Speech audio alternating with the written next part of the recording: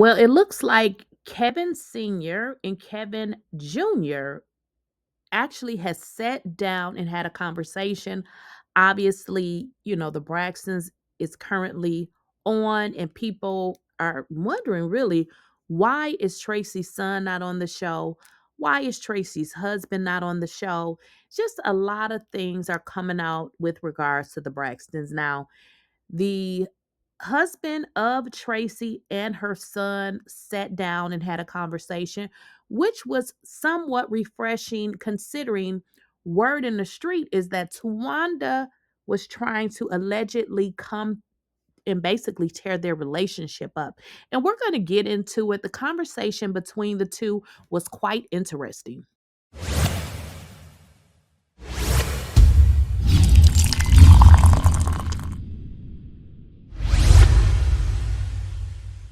Please, I don't have any time for any gossip now. Eh? Yes. It's no well Tracy. It is a well Tracy. It's not a well Tracy because if you know absolutely. your sister, I had no idea y'all was going to do it last night. Why would you do that or have your boyfriend do that last night? Well, About everything that's no, it's no but. Okay, I'll let you finish. Because go ahead then, Towanda, since you want to antagonize somebody. So don't play with me. Okay. Because guess what? You know exactly what you're doing. Don't be looking like that, you snake ass son of a gun. You're a snake, and then you like controversy and you like all of that. Okay. So why would you do that? So Now, if Tracy didn't tell us nothing else, she told us that Towanda was what? A snake son of a gun.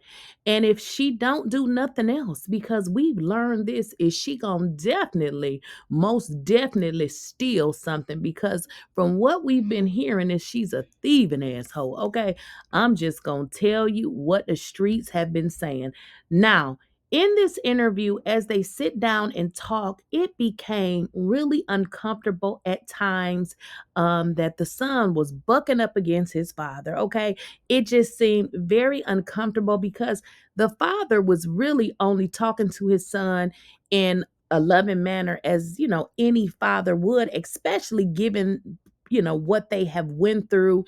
And he had a seizure and all sorts of things. So it was really uncomfortable because I know as a father, he was coming from a genuine place, but you can almost tell that the son has been told a lot of stuff about his father. It almost seems like somebody was working extremely hard to turn this son and this father relationship upside down. Now, if you guys recall, there were videos posted online where they had got into some tussling match. But at any rate, I'm glad they are sitting down talking. But I can almost understand how the son is easily manipulated, because you just got to go watch the entire video and then you will understand everything that I'm saying. Now, if you did not watch the entire video, go over there and check it out. I'm going to give you the name of the video. The video is called Continuing the Legacy of Traci Braxton. It is on the Urban Smart Network channel. So if you have not checked it out so you can understand where I'm coming from. Again, I'm glad that they sat down and talked, but it was a lot of uncomfortable situations throughout this this sit down between the father and son. Now, what I'm going to do is kind of go over some high level parts of the particular sit down. Now, the son became particularly upset when Kevin Sr. brought up Lauren and how Lauren and Tracy had this great relationship. And he went on to say, he knew that, that Lauren and Tracy were so close because Tracy felt as if Lauren was pushed out. And Kevin Jr. just didn't like him saying she was pushed out. So there was a lot of uncomfortable situations in this interview. When Kevin Sr. identified him as next to kin, that was another uncomfortable situation because the son was nooking but not bucking and basically saying, you ain't next to kin. Next to kin means the kids. Clearly, the son don't know what next to kin is in this situation. Her husband is most definitely next to kin. New Year. Yeah. How about you? You keep bedazzling. I'm not bedazzling. You know, a lot's going on with your transition, man. Yeah, I'm dating now, so okay. I mean, I've been dating for a little bit. She cool peoples. Okay. Yeah, so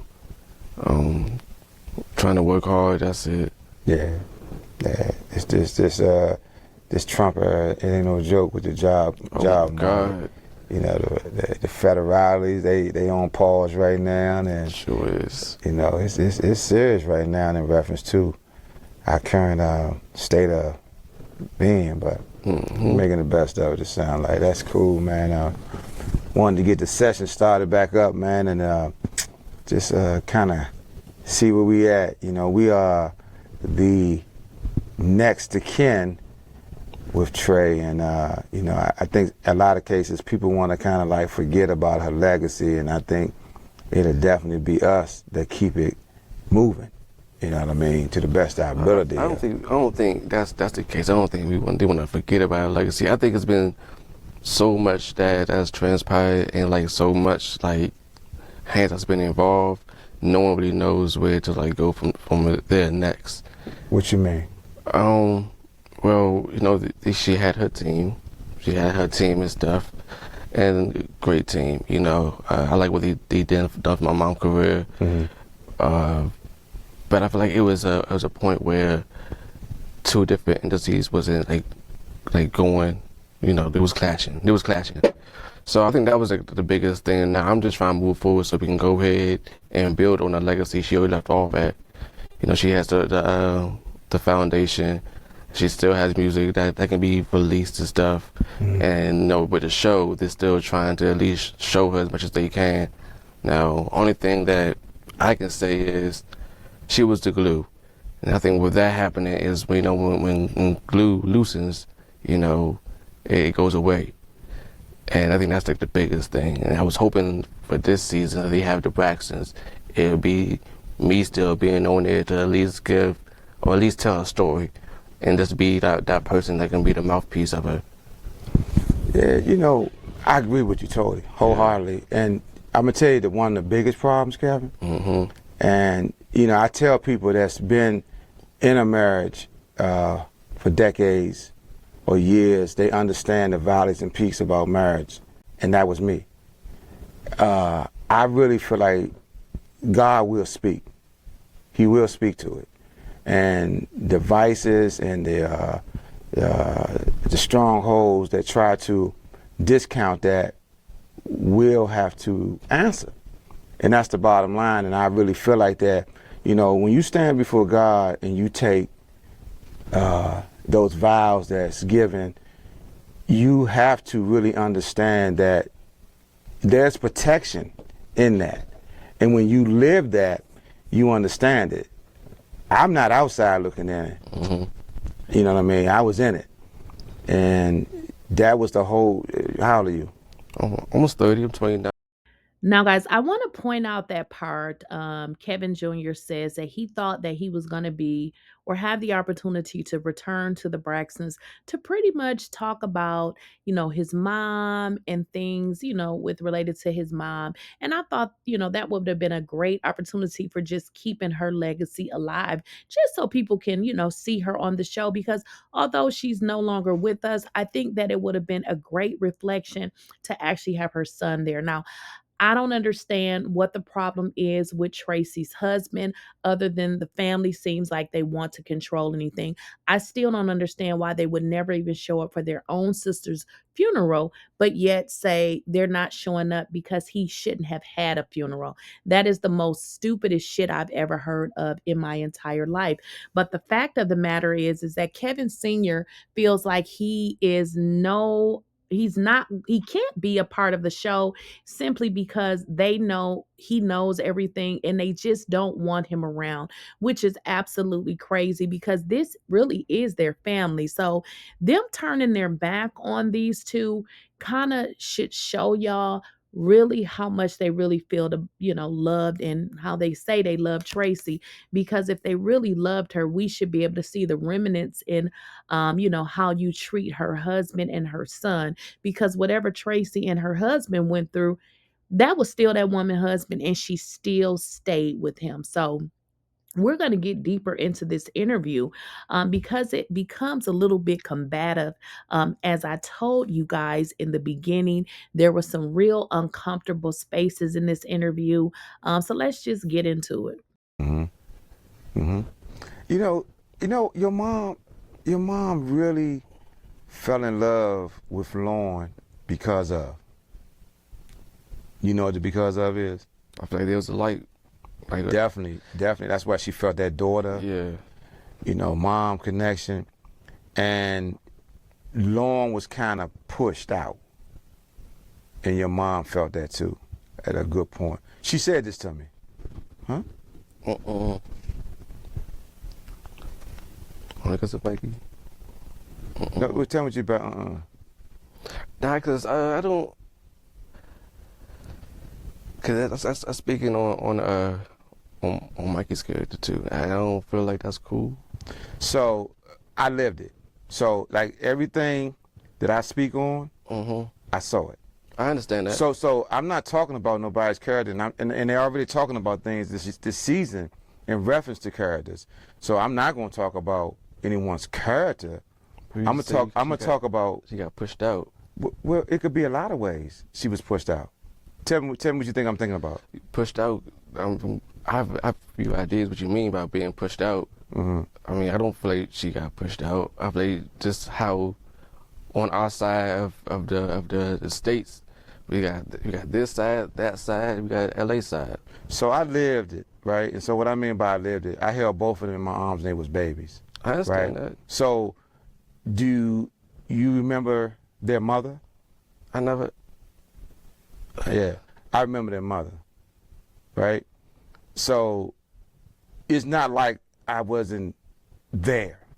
I was 100% there. I'm not saying you wasn't there. So what I'm saying is when I say push out, I can say it from a whole lot of levels. So we because Ashley just talked about what she went through, right? Yeah. So I knew what she was going through on many levels. And myself and your mom used to talk about this. So it's not like I don't know all these different levels of what happened. Then as far as me going into details, I'm not going to do that. Not on this. You know what I mean? But what I'm saying to you is, now, I hope you guys understand what I meant when I said some parts of the interview just seemed a little bit uncomfortable, because me watching it and hearing it, I'm like, oh, this just seems so uncomfortable. Did you guys catch how Kevin Jr., his mannerisms and how he was acting toward his dad during basic dialogue? All his dad said is that Traci and, well, Traci, loved Lauren, and she felt like her and Lauren were kind of in some ways the same. And then he went on to say that Traci felt like Lauren was pushed out. Now, that can mean a whole bunch of things, but why does Kevin Jr. get so uncomfortable? And then goes on to say he felt like his dad was attacking Mikey's character. And I'm like, it almost seems like somebody has filled his heart with a whole bunch of stuff about his dad, because I don't understand how is that speaking on Mikey's character. He said he felt like, or Traci felt like she was pushed out. So that was just really, really odd for a son to feel like his dad was speaking on someone's character when they were just having a basic conversation. It almost seems like Mikey wants to be in their good graces more than he wants to get along with his own father. Again, that was very, very interesting. Now, Kevin Sr. goes on to saying that he basically held Lauren and Ashley when they were babies, and he knows who the mother is. I mean, he's been around for 30 something years. I believe he says they've been married for about 29 years. So he's been around for a very long time. But as I stated in the video earlier, can you all see, like, it just seems like what I see in this entire sit down is the dad really trying to connect with his son.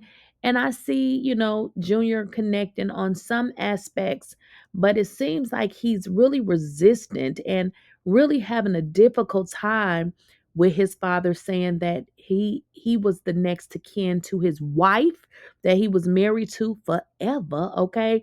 And then had an issue when he simply got into the relationship that Traci had with Lauren and how she loved Lauren.